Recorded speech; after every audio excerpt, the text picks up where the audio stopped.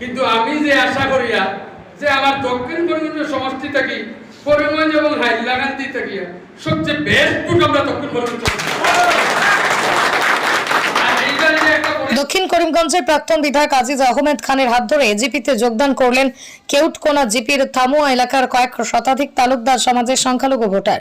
নির্বাচনী প্রাক মুহূর্তে দলবদল জনিত ঘটনা নতুন নয়। এবার সমগত লোকসভা নির্বাচনকে সামনে রেখে মিত্র জোট সরকারের আদর্শে অনুপ্রাণিত হয়ে আনুষ্ঠানিকভাবে এজিপিতে যোগ দিলেন দক্ষিণ করিমগঞ্জ কেন্দ্রের কেউটকোনা জিপির থামুয়া এলাকার কয়েক শতাধিক তালুকদার সমাজের সংখ্যালঘু জনগণ।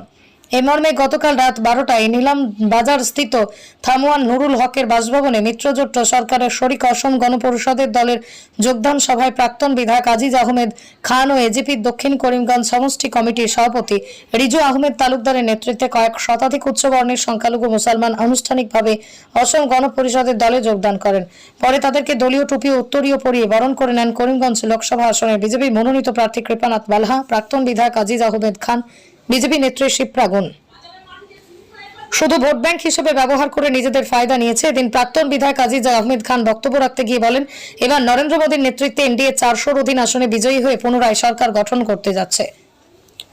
যারা ডুবেছে তারা অন্যকেও ডোবাতে চায়। বললেন, আহমেদের দুর্নীতির খতিয়ান তুলে ধরে বর্তমানে সিদ্দিক আহমেদের খতিয়ান তুলে ধরে পাশাপাশি করিমগঞ্জের বর্তমান অবস্থা নিয়ে বলেন এজিপি সমষ্টি কমিটির সভাপতি রিজু আহমেদ।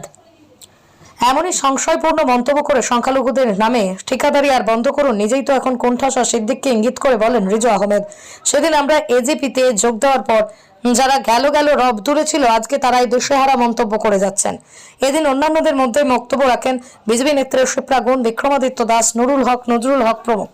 আমরা আজকে ভোটার নাই, এখানে আমাদের দক্ষিণ করিমগঞ্জ সমষ্টির যে অসম গণপরিষদ দলের কর্মকর্তা সব এখানে উপস্থিত হয়েছে। মিত্রজোটর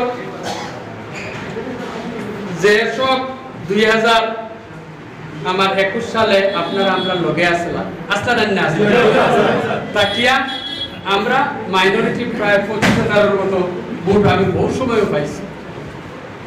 আর আজকে তো আমরা বালা দিন, আজকে তো সবও আমরা লগে, অথচ দক্ষিণ করিমগঞ্জ সমষ্টি বাকি 7 সমষ্টি থেকেও বেশি ভোট 2,74,480-টার মতো সমষ্টি। যার কারণে আমার একটা অনুরোধ থাকবো যে আমার হেলাল খান মহাশয় কইছেন যে আমরা রাতাবাড়ি সমষ্টি থেকে সবচেয়ে বেশ ভোট দিব। আমি আশা করি হয়তো রাতাবাড়ি সমষ্টি থেকে বেশ দিতে পারো, কিন্তু আমি যে আশা করিয়া যে আমার দক্ষিণ করিমগঞ্জ সমষ্টি থেকে করিমগঞ্জ এবং হাইলাকান্দি থেকে সবচেয়ে বেস্ট ভোট আমরা দক্ষিণ করিমগঞ্জ। আর এইখানে একটা পরিস্থিতি তৈরি হয়ে গেছে কিয়া যে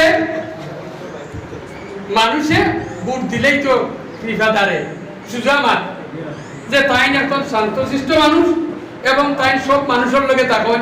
আমি নিজেও এইরকম থাকতাম পারছি না যে একজন এমপি হইয়া যে সব জাত মানুষরে যে গেলেও একটা পেট দিয়ে তার একটা খাত দিছই, এটা কোনো জিপি বা এটা কোনো গাঁও নাই যে দিছই না, এটা আমি বলতে পারি না। আপনারা বলে আছে নিলে মনে করি পিছিয়ে থেকেও বলতে পারবা যে সব যেই গেছই সেই একটা পেট অন্তত পক্ষে পাইয়া তার কাজগুলা করছে।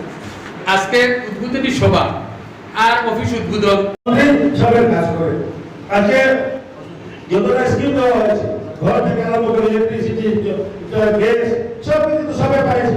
যে গরিব মানুষ পেয়েছে, ঘর পেয়েছে, ইলেকট্রিসিটি পেয়েছে, গ্যাস পেয়েছে, ল্যাট্রিন পেয়েছে, সব কিছু পেয়েছে, চাউল পাচ্ছে, ফ্রি চাউল, সবাই রেশন কার্ড আছে, সবাই ফ্রি চাউল পাচ্ছে। তো মোদীজি সবাইকে সরকার সাথ সরকার বিকাশ যেটা নালা ওই গোটাই করে উনি এর জন্য আমি ওই ধরনের কাজ করে যাচ্ছি। ওনার মন্ত্রী আপনার কাজ করে যাচ্ছি, সব মানুষের সমান দেখি সমান আমি কাজ করেছি। ওদিকে আমি অনুরোধ করবো আপনাদেরকে যে আপনারা এখন আপনারা এজিপি থেকে আপনারা সব কমিটি আছে, বুথ কমিটি, আমার বুথ কমিটিকে নিয়ে আপনারা ওয়ার্ক করেন এবং বিজেপি মানে সরকার তো আছে, হবে ভারতের সরকার, সরকারের সঙ্গে থাকবে। যদি সরকারের সঙ্গে থাকি আমাদের লাভ হবে, আমাদের উন্নয়ন হবে, আমাদের উন্নয়ন হওয়া সম্ভব হয়ে যায়। ওদিকে অনুরোধ করবো আগে থেকেও কাজ করেই যাচ্ছে, মানে আরো একটু আগে থেকে আরো স্পিডি আগে আপনার রোজা ছিল দিনে আপনাদের অনেক অসুবিধা ছিল, এখন মিলন ঈদ শেষ হয়ে গেছে, আপনারা ফ্রি হয়ে গেছেন, আপনারা এখন সারাদিন কাজ করতে পারবেন। আগে দিনে কাজ করতে আপনার অসুবিধা ছিল, আমি অনেক মিটিং করেছি রাত 10টার পরে, রাত 2টা পর্যন্ত আমি মিটিং করেছি, নতুন করে করেছিলাম, রাত্রে 2টা বাজে পেয়েছে, এরপরে আমি ছিলাম এখানে। এখন আপনারা ফ্রি হয়ে গেছেন, আপনারা আশা করি এখন আপনারা দিনে সুন্দরভাবে কাজ করতে পারবেন আমাদের কমিটিকে নিয়ে। এবং অনুরোধের কথা আমার সভাপতি বলেছেন যে অনুরোধের আমাদের বুথে বুথ কমিটি বলেছে আপনাদের সঙ্গে আমরা মিলিয়ে দেবো যে আপনাদের মানুষ যারা আছে ওদেরও সাহায্য লাভ করবে এবং ওরা যদি অনুরোধের পায় কিছু নেই ইসলামে এবং কৌমের নেতৃত্ব আপনারা নেন। প্রত্যেক সাধারণ মুসলমান কৌমের নেতৃত্ব দিতে হবে, আর সেই নেতৃত্ব দক্ষিণ করিমগঞ্জের জামাতের হাতে না দিয়ে আপনারা সরাসরি কৃপানাথ মালার হাতে দেন এবং মিত্রজোটের হাতে দেন, আপনাদের উন্নয়ন হবে। সেই কথাগুলো আপনারা অক্ষরে অক্ষরে মনে রেখে আগামী লোকসভা নির্বাচনে কাজ করতে হবে। আমি দীর্ঘ বক্তব্য আগে রেখেছি, আপনাদেরকে বিভিন্ন কথা সাংগঠনিক কথা আমি বলেছি। আজকে উদ্বোধনী সভা, সেই সভায় অনেক কথা বলার ছিল, কিন্তু সময় স্বল্পতা, আমার মানে এমপি মহোদয় অনেক ব্যস্ততা রয়েছে, অনেক প্রোগ্রাম রয়েছে, উনি তিনি বিধায়ক নির্বাচিত হয়েছেন এবং আসামে তিনি আমাদের স্পিকারের দায়িত্ব তিনি পালন করেছেন। তো আমরা আজকে যে রাজনৈতিক প্রেক্ষাপট করিমগঞ্জ জেলায় তৈরি হয়েছে, যে দীর্ঘদিন পর কৃপানাথ মালাকে এখানে কেন প্রার্থী করা হয়েছে, এই প্রশ্ন সংখ্যালঘু এলাকায় বা সংখ্যালঘু এলাকায় বোঝানোর চেষ্টা করা হচ্ছে যে দীর্ঘদিন পর এই লোকসভা সমষ্টিকে উন্মুক্ত করা হয়েছে। তো আমরা এখানে কেন কৃপানাথ মালাকে প্রার্থী করা হয়েছে, বা এখানে কেন একজন সংখ্যালঘু মানুষকে এখানে আমরা কেন ভোট দেবো না, বিশেষ করে সংখ্যালঘু অঞ্চলে এই প্রচার চালানো হচ্ছে। তো আমরা এই দক্ষিণ করিমগঞ্জে বিগত যে রাজনৈতিক যে পরিস্থিতি ছিল, আমরা 2021 সালে অসম গণপরিষদ দলে যোগদান করে আজিজ আহমেদ খানকে নিয়ে আমরা দক্ষিণ করিমগঞ্জে আমরা লড়েছি।